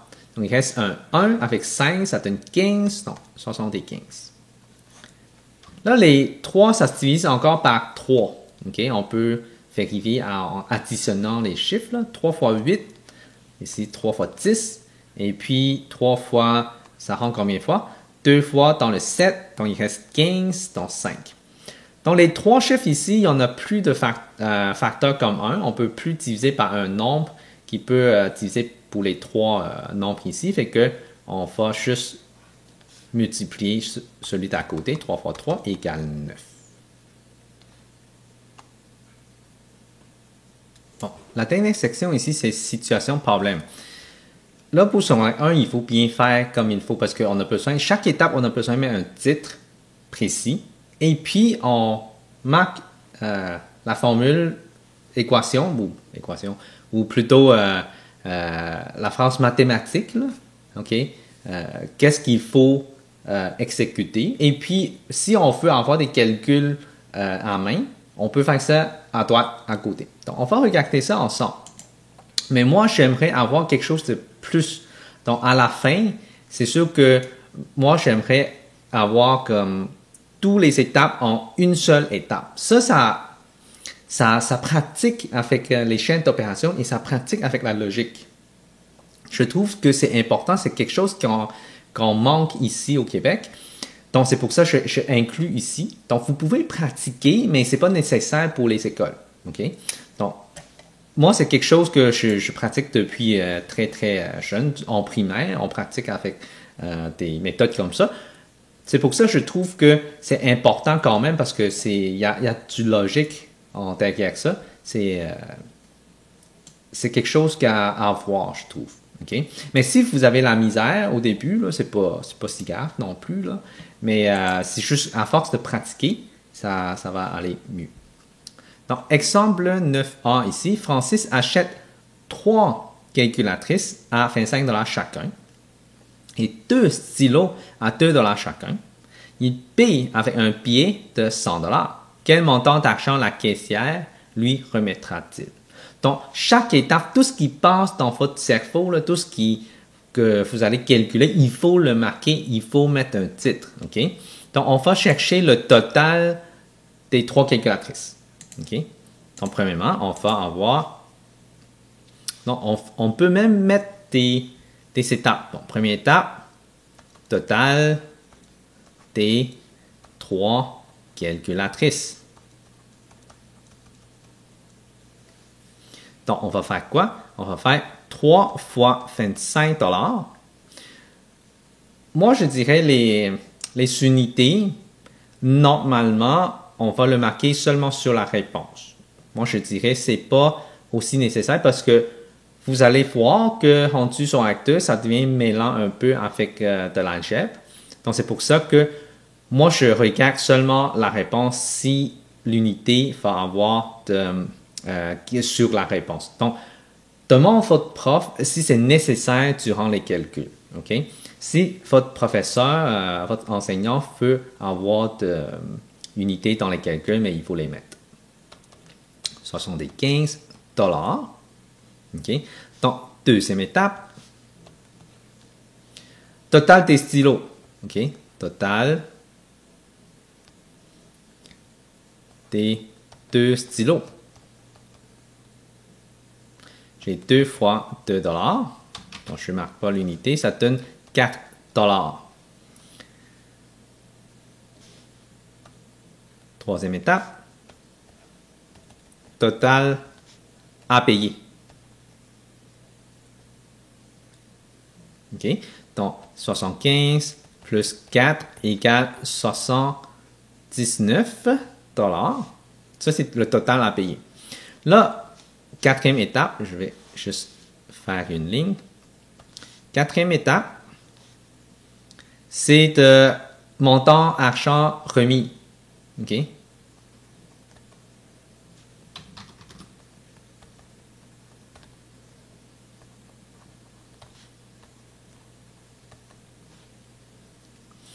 Donc, ça, c'est 100 moins 79, ce qui est égal à 21 $. Donc, il va être, la caissière va lui remettre 21 $.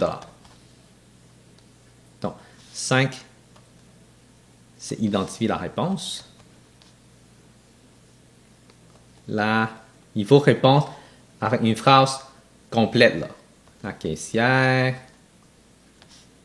lui remettre 21 $. OK? Dernière étape, c'est toujours réponse avec une phrase complète. Là, quelque chose de bonus, comme je vous demandais, de faire ça en une seule étape avec des chaînes d'opération. Ça, c'est quelque chose que moi, je demande. Là, qu'est-ce qu'on va utiliser? On va avoir 100 $ moins le coût total. OK? Donc, on va mettre une parenthèse. 3 fois 25 plus 2 fois 2. OK? En effet, c'est toutes les étapes, mais on les met ensemble. OK? Parce que si on regarde ça, on n'a pas besoin de calculer avant de faire ça. Là, il y a une chose. Là, on connaît l'ordre des chaînes d'opération. Donc, on n'a plus besoin de mettre des parenthèses à l'intérieur. OK? Mais 100 $, c'est moins le coût total. Le coût total, c'est 3 fois 25 plus 2 fois 2. OK? Les 3 calculatrices et les 2 stylos. Et ça va nous donner 21 $ à la fin. OK?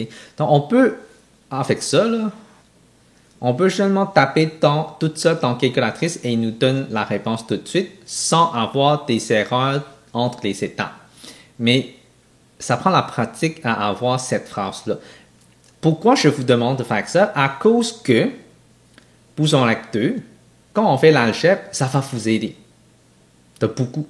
Okay? Si vous êtes capable de faire ça, ça va vous aider de beaucoup. Donc, c'est pour ça que je vous demande d'essayer de faire ça. Comme ça, sur acte 2, ça va vous aider dans le chapitre le plus important de secondaire. Okay? C'est l'algèbre. Donc, on va tout pratiquer avec une phrase après. OK? Donc, on va faire avec les étapes. Francis est membre d'un club de tennis où il paye 50 $ par année et 8 $ par partie jouée. Combien aura-t-il payé en tout pendant l'année au complet s'il aurait joué 25 parties? OK? Donc, c'est 8 $ par partie. Donc, on va chercher 25 parties, ça coûte combien? Première étape, total des 25 parties. Donc, ça veut dire que c'est 8 $ par partie, donc j'ai 25 fois 8. OK? 25 fois 4, ça donne 100. OK? C'est quelque chose que je m'en rappelle. Mais 25 fois 8, ça veut dire que c'est 200. OK? Parce que 4, c'est 8, c'est 4 fois 2. OK? 25 fois 4, ça donne 100. 100 fois 2, ça donne 200. Donc, j'ai 200. Là, c'est quoi l'unité ici? Parce que c'est l'argent comptant, c'est en dollars. Là, la deuxième étape ici, c'est avec le 50 $. Donc, le coût total de l'année. C'est 50 plus 200, qui est 250 $. Troisième étape, réponse avec une phrase complète. OK. Il aurait payé 250 $ pour une année au complet. Voilà. Là, pour la phrase en une seule étape, on va faire quoi? On va faire 50. C'est toujours comme on recule avec les étapes. Donc 50 plus parenthèse si on veut avoir 25 fois 8. Mais les parenthèses, ce n'est pas nécessaire ici. Vous voyez? Donc, on n'a pas besoin de marquer les parenthèses. Donc, 50 plus 25 fois 8. parce qu'on multiplie avant d'additionner. Donc, parenthèse, ce n'est pas nécessaire. Mais pour cette année, si vous avez mis une parenthèse, c'est pas grave. Okay? Donc, ça va nous donner 250 $. Voilà, ça, c'est quelque chose de séparé que je veux vous pratiquer.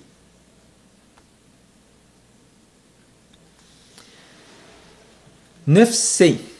Ensuite, achète un ordinateur d'une valeur de 1239 $. Il fait un dépôt de 239 $ et il paye le reste en 4 versements égaux.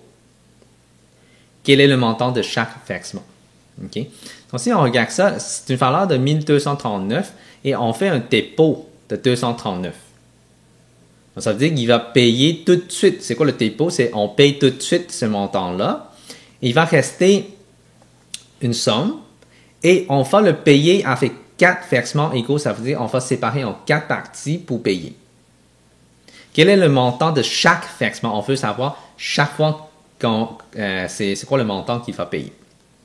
Donc, première étape, on va calculer le montant qui reste. OK?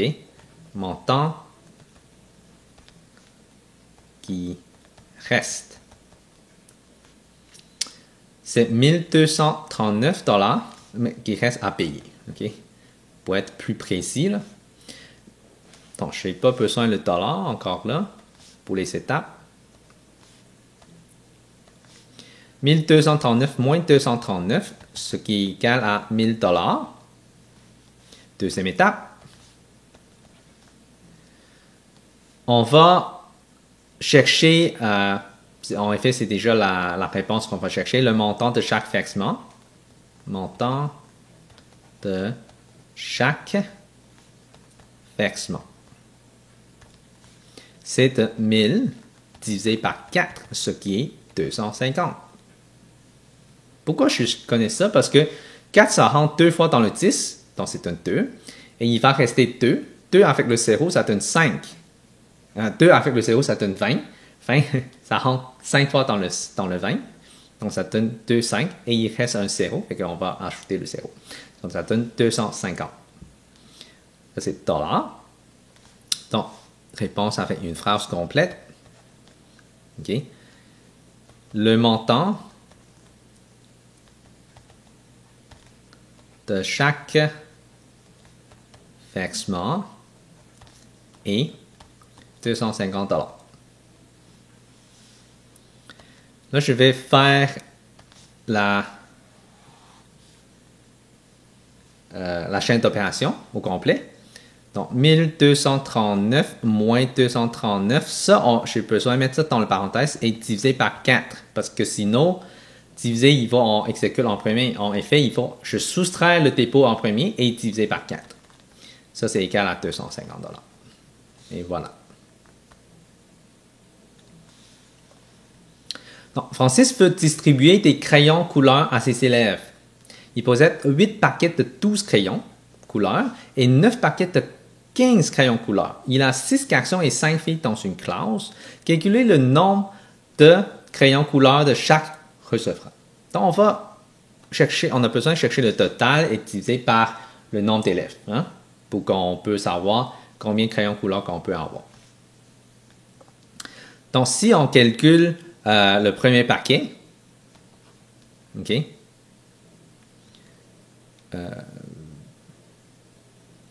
total de crayons couleur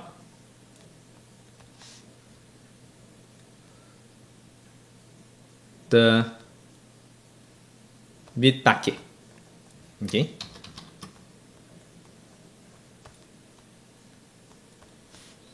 Donc, 8 fois 12 égale à 96 crayons couleur.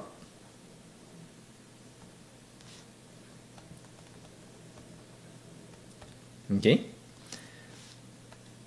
Deuxièmement, total de crayons couleur de 9 paquets. Donc, j'ai 9 fois 15, ce qui est égal. Donc, 10 fois 9, ça donne 90, plus 9 fois 5, ça donne 45. Donc, on a 135 crayons couleur.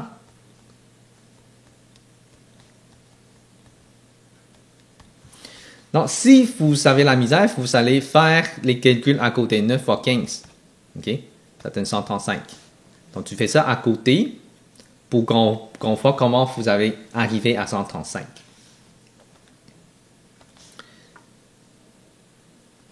Total des crayons couleur.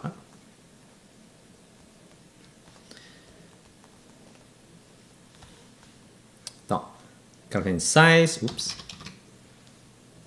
plus 135, ça donne 231 crayons couleur.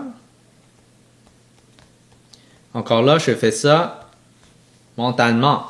OK, qu'est-ce que j'ai fait? J'ai fait 100 plus 135, ça donne 235, mais je n'ai pas 100, là, il manque 4, donc je soustrais 4, ça donne 231. Donc, vous pouvez faire ça à côté, là, encore là, ça va vous donner ça.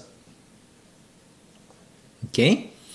Donc, on a le total des crayons couleur. Là, on a combien d'élèves dans la classe? Donc, total des élèves.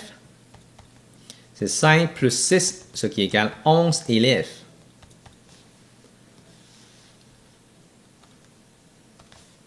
Cinquième étape, c'est de chercher le nombre de crayons couleur pour chaque élève. Okay? Le nombre de crayons couleur pour chaque élève. Ce qui est égal à 231 divisé par 11. OK? 11, ça rentre combien de fois dans le 23? 2 fois, parce que ça donne 22. Il reste 11, ça donne 1. Donc 21. OK? Vous pouvez encore là faire la division à côté. Et ça va vous donner 21.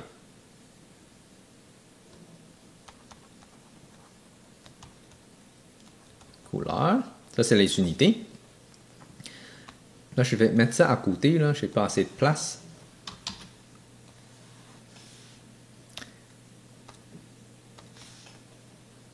« 6 » est la réponse au complet. OK?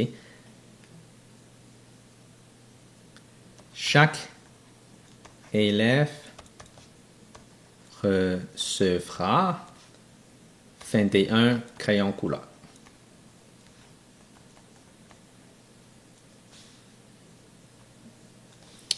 Là, je vais avoir besoin d'une chaîne d'opération. Donc, on a divisé par 11 à la fin. Qu'est-ce qu'on a fait? On a fait 8 fois 12 plus 9 fois 15. Ça donne le total. Mais le 11, il n'est pas sur la question, donc ce n'est pas 11 là. C'est 6 plus 5.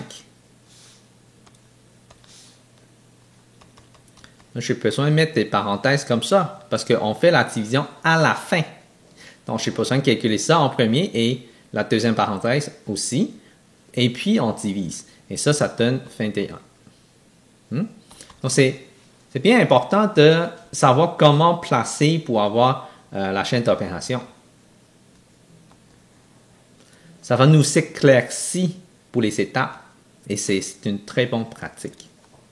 Pour le prochain exemple ici, c'est sûr que dans les sections précédentes, je n'ai pas trop travaillé sur le problème comme tel, mais j'ai concentré sur les étapes, okay? Parce que ce n'était pas des sections trop difficiles, mais celle-là, c'est un petit peu plus corsé.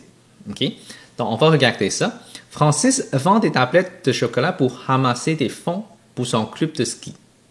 Il a acheté chez Costco 1$ pour chaque tablette de chocolat. Il vend 2$ chaque tablette au caramel et 3$ à chaque tablette aux amandes. Mais en effet, là, chaque tablette, c'est 1$. Donc, il peut faire un profit, ça veut dire qu'il va gagner l'argent de plus. Là, combien y a-t-il vendu de tablettes en tout, sachant qu'il a vendu 12 tablettes au caramel et qu'il a ramassé 78$? OK? Ça, c'est la question A. Question B, c'est combien il a-t-il gagné comme profit? Donc, combien il a vraiment gagné?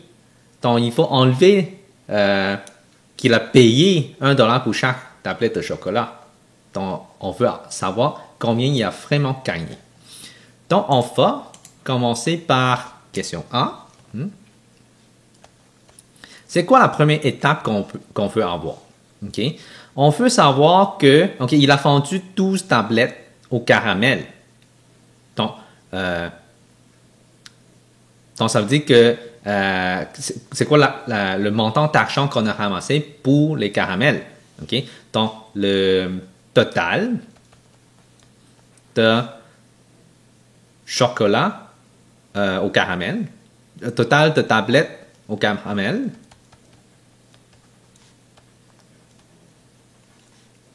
vendu.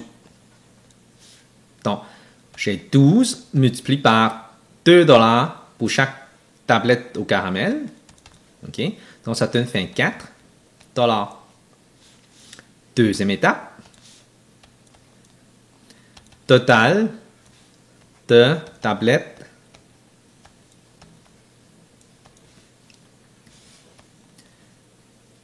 aux amandes.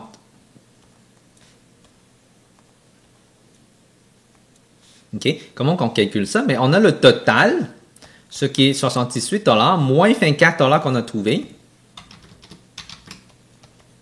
Et ça donne $54. Donc ça, c'est le total des tablettes vendues pour les tablettes aux amandes. Donc c'est $54. Donc ça veut dire qu'il y a combien de tablettes au caramel qu'on a fondu? On va chercher ça. Le nombre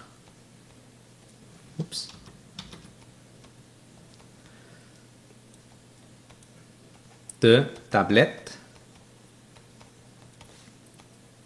aux amandes fondues. Oh, tantôt, j'ai oublié le mot fondu. Voilà. Donc, ça donne 54 divisé par 3, ce qui nous donne 8. OK? Donc, 18 tablettes aux amandes. 18 tablettes aux amandes. OK? Donc, on a le nombre total de tablettes maintenant pour amandes et caramel. Là, combien y a-t-il fondu de tablettes en tout? OK? Quatrième étape. Total de tablettes fondues. Donc, c'est 12 plus 18, ce qui est 30 tablettes fondues.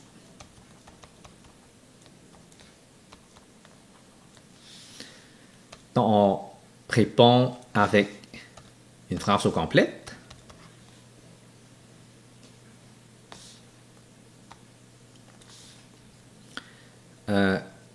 Il a fondu 30 tablettes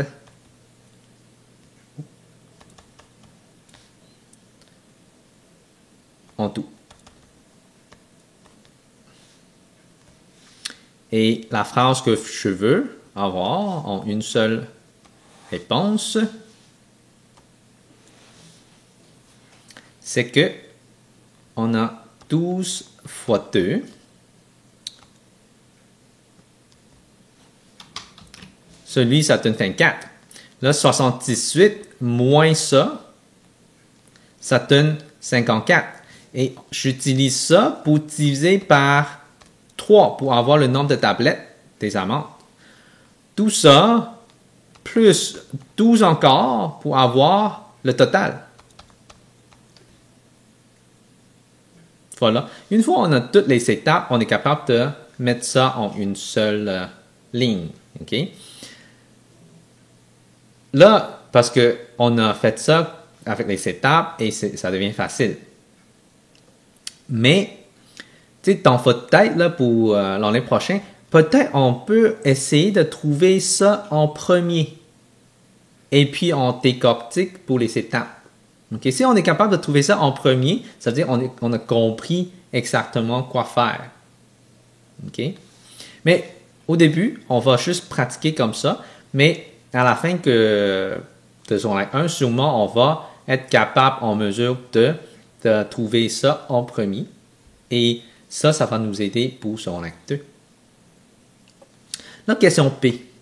Hein? Je n'ai même pas de place pour question P. Bon. Question P. Question P, c'est combien y a-t-il gagné comme profit pour son club? OK? Le coût total, parce qu'il a acheté 30 tablettes. Hein? Donc, 30 multiplié par 1 dollar. Donc, ça veut dire qu'il a dépensé 30 dollars. C'est la première étape. Deuxième étape. Mais il a gagné combien? Donc, on veut avoir le profit. Profit, en effet, c'est égal à revenu, dont il a gagné, moins le coût, moins les dépenses. Donc, ça veut dire quoi? Ça veut dire que c'est revenu, c'est 78 $ qu'il a gagné, okay? Moins le 30 $ qu'il a dépensé pour acheter les tablettes de chocolat. Donc, ça donne 48 $. Troisième étape, phrase complète. Okay? Il a gagné 48 $. OK? Encore là, je veux avoir une ligne exacte. Là, on a 30 déjà. On va faire fois 1 et 78 moins ça. Donc, la phrase va être 78 moins 12. Oh, pardon. 12 fois 2 divisé par 3 plus 12. Tout ça, en effet, c'est fois 1. Et ça va nous donner 48. Est-ce que vous voyez ça? Essayez de décortiquer, là, parce que remplacer. Oh, mais ça, c'est 30. 30 fois 1. Puis 78 moins ça, c'est en effet, c'est les dernières étapes.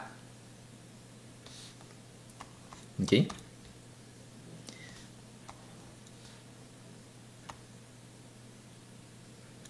Bon, l'exemple 9F ici, en effet, c'est un peu spécial pour comparer les autres exemples avant. Là. Francis possède 825 bonbons, 495 barres de chocolat et 330 paquets de gomme à mâcher. Il veut former le plus grand nombre de sacs identiques qu'il pourra distribuer aux enfants lors de la fête d'Halloween. Quel est le maximum de sacs qu'il peut former? Et combien de friandises de chaque sorte mettra-t-il dans chaque sac? OK? Ça veut dire qu'on veut séparer tout ça de façon égale dans chaque sac pour qu'on puisse avoir le plus grand nombre de sacs possible. Et ça, c'est une question de BGCT, le plus grand commun diviseur. Okay? Combien de sacs on peut avoir pour avoir le nombre de bonbons, le nombre de barres de chocolat et le nombre de gommes à mâcher dans chaque sac. Okay? Donc, si vous voyez une question comme ça, c'est plutôt une question de soit PPCM ou BGCT. Okay? Mais c'est sûr que ce n'est pas PPCM parce qu'on ne veut pas avoir le multiple de ces nombres-là, sinon ça devient quelque chose de très grand. C'est impossible d'avoir ce nombre de sacs qui est plus grand que le nombre de bonbons ou le nombre de barres de chocolat ou le nombre de paquets. On veut quelque chose, un nombre qui est plus petit que ça, donc c'est BGCT. Okay? Ça, c'est l'indice qu'il va nous donner. Là. OK. Donc, question A. Vous cherchez le BGCT de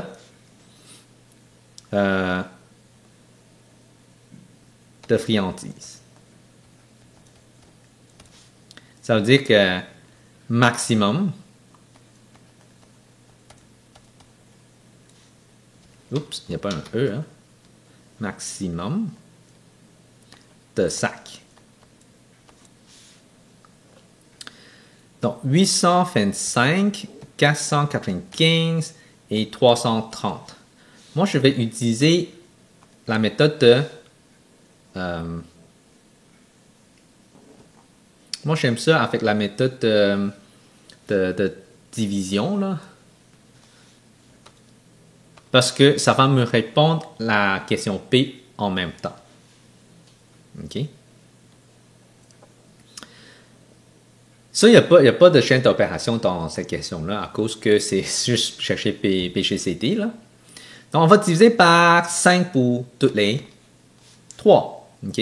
Donc, ça rentre une fois dans le 8, ça reste 32. Ça 6 fois dans le 32. Donc, il reste 2 et 5, donc 25, ça va rester 5. Donc, vous pouvez faire ça à côté 825 divisé par 5. Là.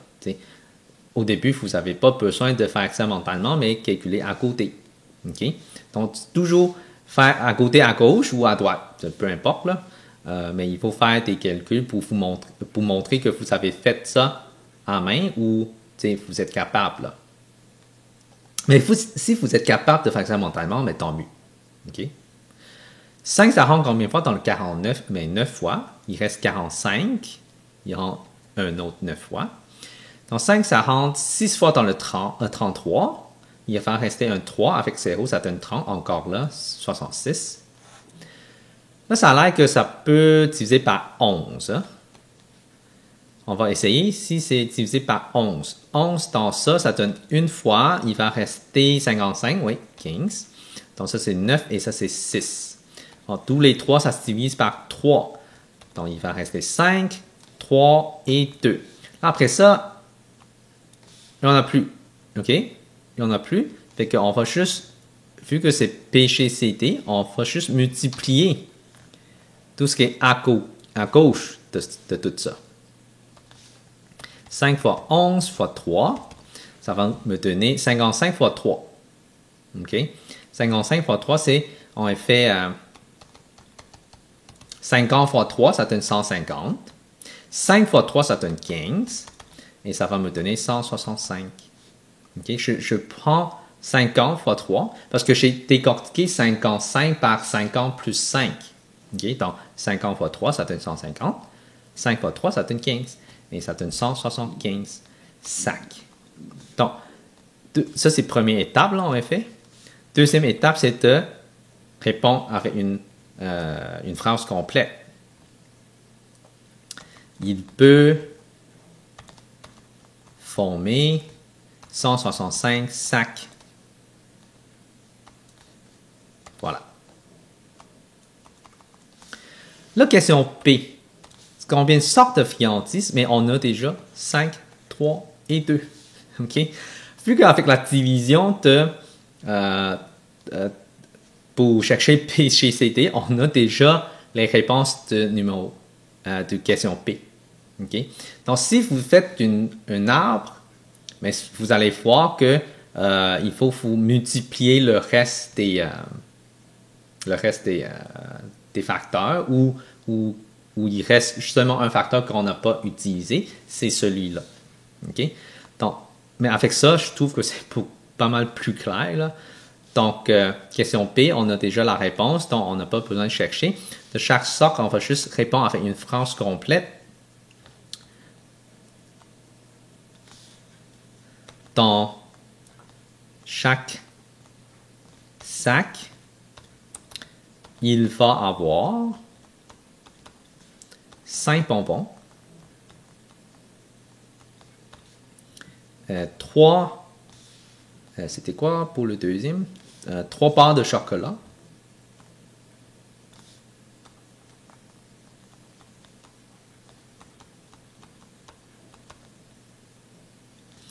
et 2 gommes à mâcher.